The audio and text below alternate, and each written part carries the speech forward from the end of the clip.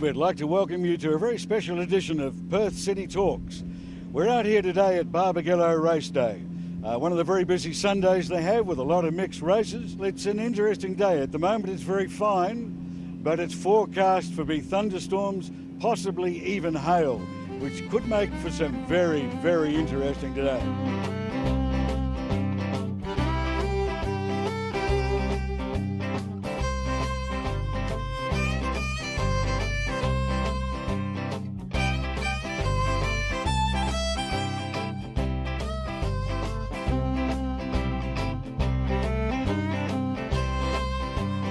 We're talking to John Smith out at Barbagallo Raceway. John, it's a Sunday morning. It looks like it could be a fine day, but that might be funny. We've just done a driver's briefing, and I wonder if you'd like to tell the people what the purpose of a briefing is. In theory, we're supposed to set the rules of engagement. Everyone has to play by the Camp's national competition rules, but we're required to remind people and also to deal with anything that's pertinent to the conditions on the day that might be unusual. If we're looking at any sort of track variation over normal, if we're looking at a change of format of the races, we must discuss that so that it's on the books. Probably have a total of about 100 people to run a race meeting. Is that right? That's a lot of people, isn't it? It often is as many as the competitors. If you look at, say, a V8 supercar meeting, we have approaching 300 officials on the day because it's just a lot more official hungry than what we can get away with for this sort of show. But certainly a lot of manpower required. They're all volunteers, and I suppose basically they're driven by a desire to be involved in motor racing as much as the guys that are racing the cars are.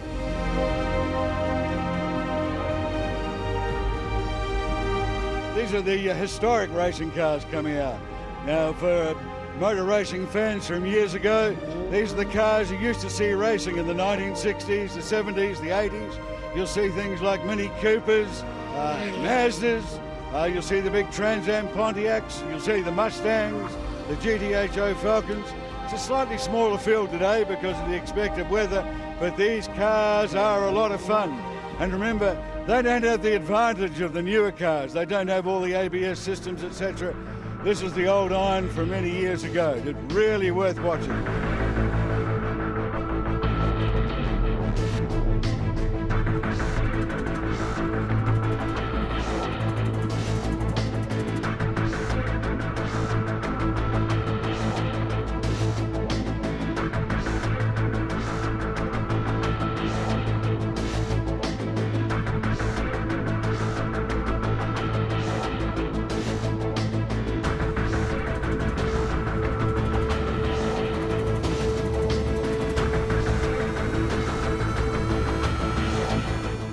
An interesting sticker on the car amongst all the sponsors' stickers. Would you like to explain this one to everybody on camera? It's just about Elva Fudd and beating some Ferraris. Ferraris. Would that be an Italian exotic car, would it? I would think so. we better go and see if we can find one. There's a couple here, are there? Yeah. And you're going hunting for them? Yes, we are.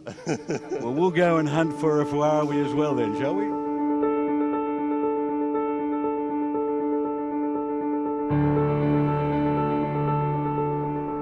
And here we are. I think we've found a Ferrari garage. Why don't we come on in and talk to one of the Ferrari drivers and see what they think about a Camaro being faster than them. Now, we've just been to a garage with something called a Camaro, and he's got a funny sticker on it, and he says he's out there to go faster than a Ferrari. Now, we weren't sure about that and thought we'd better come down and find out about a Ferrari driver and what he had to say about that. Well, he's got a lot bigger motor, so he should be able to go a bit faster, but we can go faster around corners. Now, this is one of the more interesting cars. Well, they're all interesting cars, but this, as far as I know, is the lone British car in the whole GT series. Pretty interesting car, the Lotus. And we have here the man who steers it dramatically and wonderfully, and I would say is probably hoping it will rain, because this thing will be quite wonderful in the rain. How do you feel about it? Well, I prefer to drive in the dry, but it's good in the wet. But I guess we'll see what the weather brings today. This is an 1800 Toyota 2ZZ engine. Yes. It's supercharged, and we've stroked it so it's a bit bigger than that now. It's now up to do nearly 2 litres. And on the engine dyno, we have about 459 horsepower. In the car and all the suit and everything in, we're still less than a tonne. So it's got a very good power-to-weight ratio. Amazing power-to-weight ratio. Yeah. What limits us is that we're still limited on how much tyre we can put on because of the bodywork. Okay. So you've got to get the power to the ground. Yes.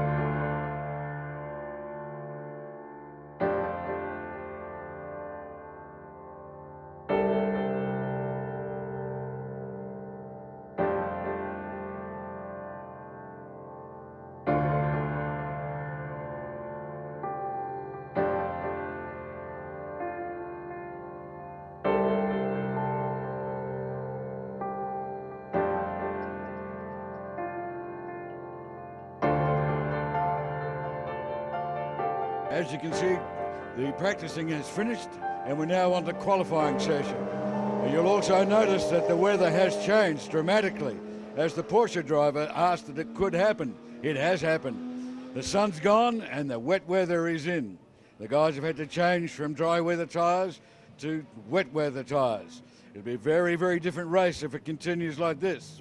And the qualifying will be a lot slower than normal times.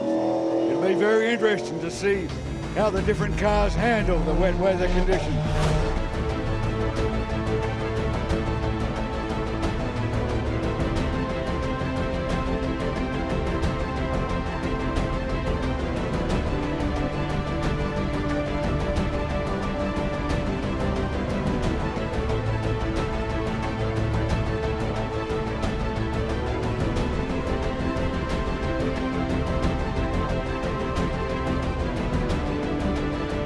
Just finished qualifying for the Brikmakers GT series, and as you saw, it was raining.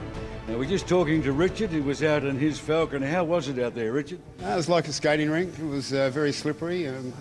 Had to do a lot of short shifting to stop the wheels from spinning, and a couple of areas where we were aquaplaning, so it was quite dangerous out there. We've got a groove tyre that sprays the water out from the side. So perhaps if we could just get you to show us the wet weather tyres are on the car. And wet weather tyres compared to your slicks have a groove in them. Yes. So they spray the water out, so it gives you a little bit more grip in the wet.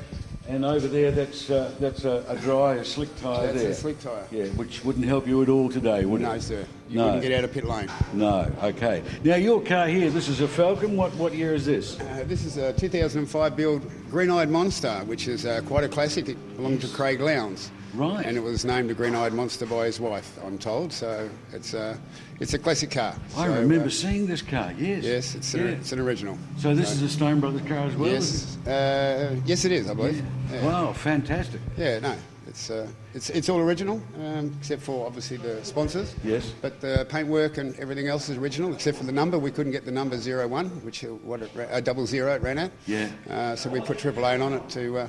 so Lounsey knows it's his old car when it runs around. That is classic. Yeah. Well, perhaps you might like to show us inside if you come along No and problem. get you into the driver's seat. And what's this one? This is the net harness, which so that allows you to still have air coming through, but at the same time, in the case of an accident or a rollover, that your arms or whatever part of your body might be can't fall outside the car and get squashed. Okay, yes. And then you've got lots of levers in here. What runs from your steering wheel? Steering wheel is in this one here. We've only got the radio hooked up. How do you find the windscreen wipers in wet weather at the sort of speeds you guys do? No problem with the wipers, but the problem we had today was we don't have a fogging. The windscreen fogged up because we don't have an anti-fogger in there. So we only got to do 5 laps in qualifying, and I had to pull in because it was too dangerous to run because my vision was impaired.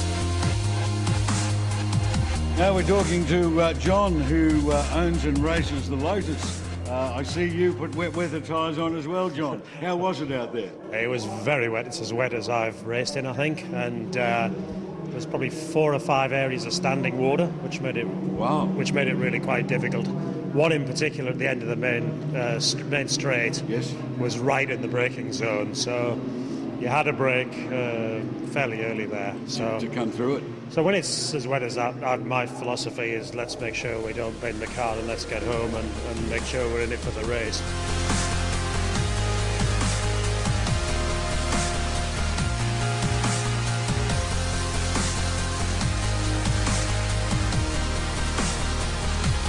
We had a mistake last year where we went the wrong way. We had a damp qualifying and everybody went out on slicks and then it got wetter.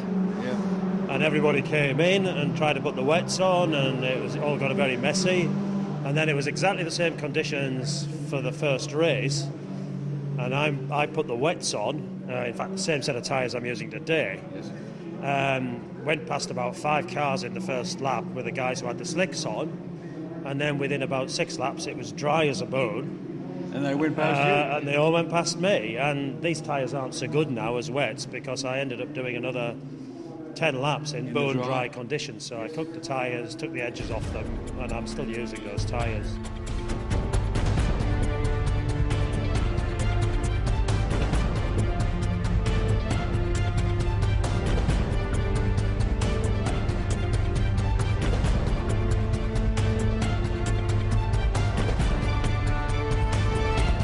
That's the first race over and done with the Perth City Talks. We'll take a short break and then we'll be back with you for the Brikmakers GT Series second race of the day.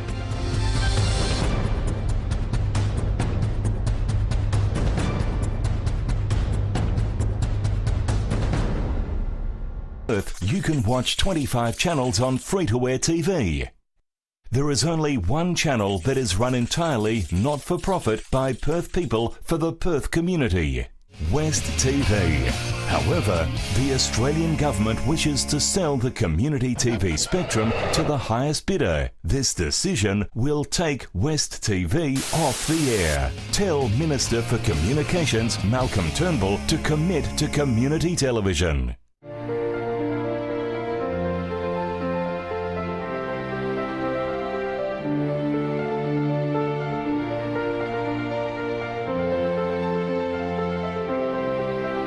Here we are with Peter Rullo, who's just come in from qualifying. How was it out there, my friend?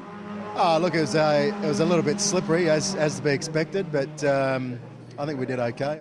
This is just a standard V8 supercar, so it's a 5-litre Ford, 10-to-1 compression. Yep.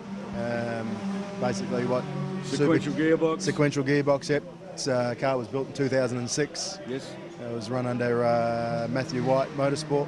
Okay. Now, the difference between dry and wet weather racing, what, about 14, 15 seconds per lap, something like that? Or It depends, but to tell you the truth, I'm not sure what times we did, but it depends on how wet it is. Somewhere between 7 and 10 seconds usually. Okay. Yeah. Oh, so that's not bad. Yeah. I mean, oh gosh, that's not bad. You know? Yeah. Yeah, okay. On this track anyway. Right. Now, what have you got, any sort of window demisting system in the front there, or you're going on good luck as well? No, it's got a demister on the front, but we use anti-fog as well. Yeah, you've got that in there. Yeah, yes. but the side windows were pretty fogged up, so I couldn't really see anything behind me. Anybody's behind you or beside you, it doesn't matter, you can't see them. No, that's pretty much it.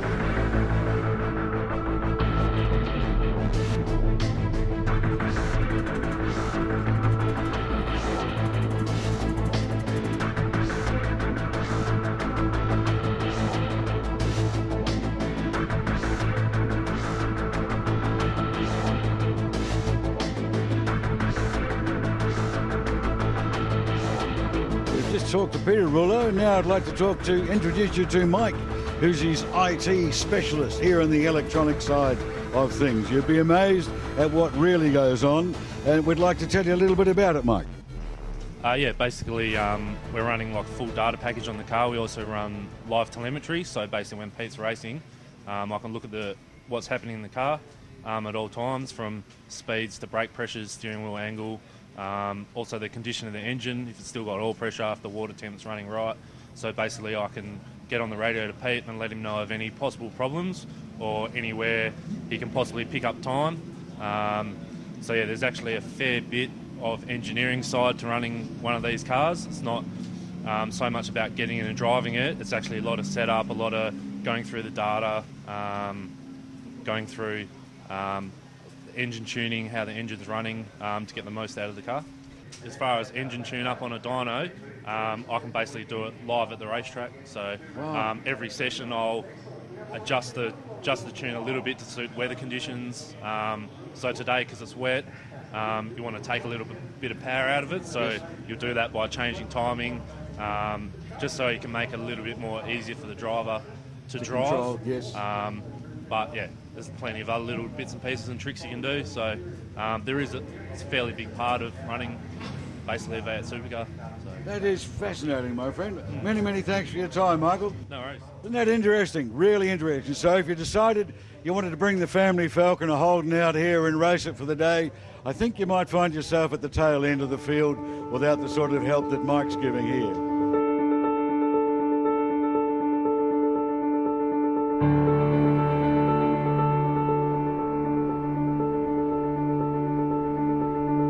Watching from qualifying, Ron's got one of the quickest cars here. This Camaro is mightily quick. How was it out there for qualifying for you, Ron? Well, it wasn't so quick in the wet. No. We did struggle a fair bit, but we'll try changing setup and things around and see if that gets around the problem. But I think old wet tyres could be the biggest problem. Is it true, really, that we've got the sort of cars you've got, and I've got just not a race car, but we've got the sheer grunt, but perhaps the Europeans have got a little bit more technology for wet weather that gives them an advantage in these sort of conditions? Yeah, absolutely in this, yes. Yeah. This has got plenty of horsepower, and on a dry track it just goes. But, it's phenomenal, yeah. The wet, it just has big struggle trying to get power to the ground.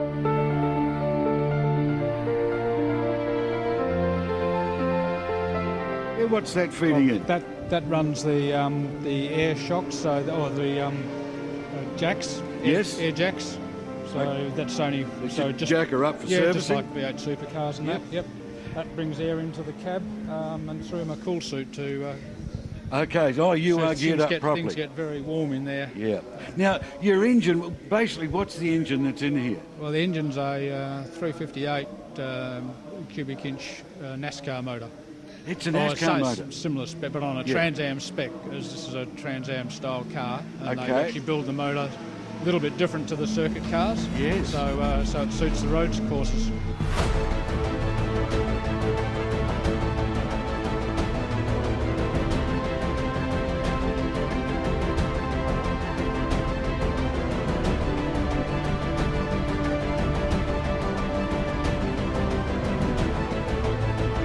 Here we are with John with the Ferrari, the only Ferrari running today.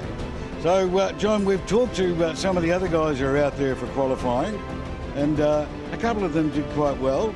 But most of them have sort of inferred that you, with the European machinery like this, have got it all set up for the weather better than them. And they didn't say they were jealous, but they seem to infer that you might have a slight advantage. What do you reckon? Well, they have a slight advantage, a lot more horsepower than I do too, I suppose. But yeah, look, it's obviously a different car to drive, as I mentioned before, and you know, they have different characteristics in their car, and we have it in ours. And we're just a bit fortunate in these sort of conditions. Our car, you know, handles very well. It's a different car to drive, obviously, but it's still wet and still got to drive it. So the car went well, and yeah, so we qualified pretty well. But looks like it's been going to rain all day, so we've just got to be on our game. So yeah, and your cleaning system, you know, keeping the windscreen clear, that's good in there, is it?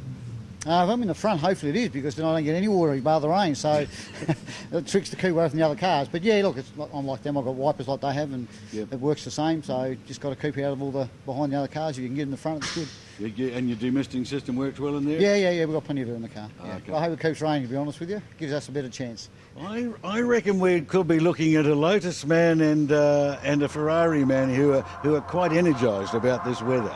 Good, cheers, my friend. Thanks.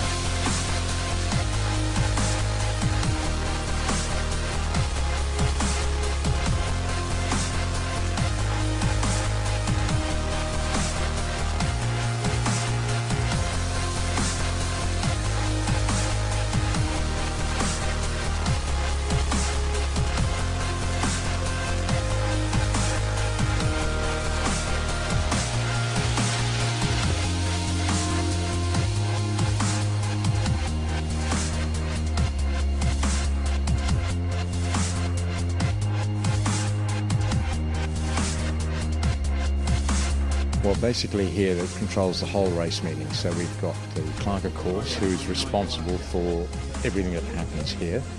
We have the flag marshals are here so that the main communication of the flags, which is the main security, main safety issues are dealt with here.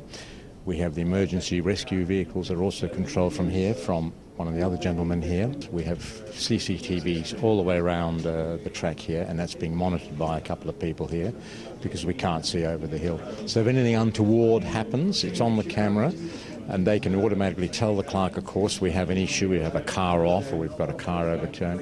He will then make the necessary call that the track is used for a lot of other things. There's corporate days here, the motorcycles use this, there's tuning days, and there's other events like the speed event series use the facility. But actual motor racing, I think we've got about 10 events a year, so there's 10 programmed events every year, and usually around about, I think it's 25, 26 events. So it's a fair few, bit of organising can be done.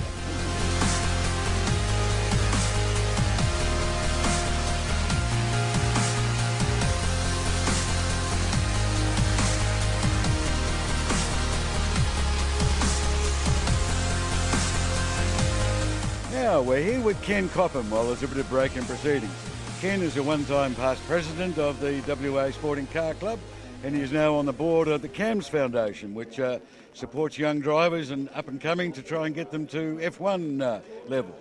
But Ken is a pretty strong racer around here and a long history. Would you like to tell us a bit about this sort of day, Ken? Yeah, well, I started racing here a number of years ago, about 10, 12 years ago, racing HQ Holdens. And I still support the HQs in a large way. Then I progressed to saloon cars, and now I drive an ex-Craig Lowndes V8 supercar. So, yeah, all varieties of motorsport I love, and really enjoy myself up here. You're pretty well known for what you do with your charity work, bringing people up here, etc. So that's something you and your wife Robina enjoy? Oh, yeah, we do a fair bit of charity work, and today we've got a lot of people up in regards to the CAMS Foundation, which is the if you like, the organisation that's put on right around Australia, trying to find the next top drivers in Formula One, V8 supercars and rallying.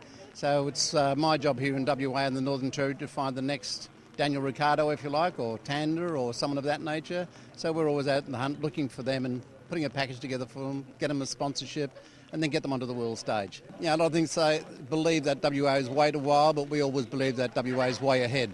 And so we're probably a little bit more advanced here in doing things, and that's why we have some of the top drivers in the world come from WA.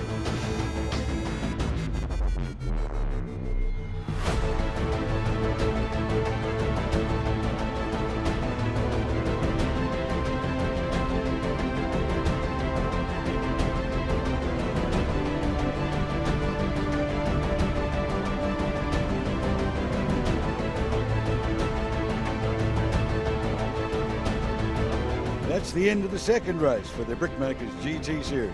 We hope you really enjoyed it.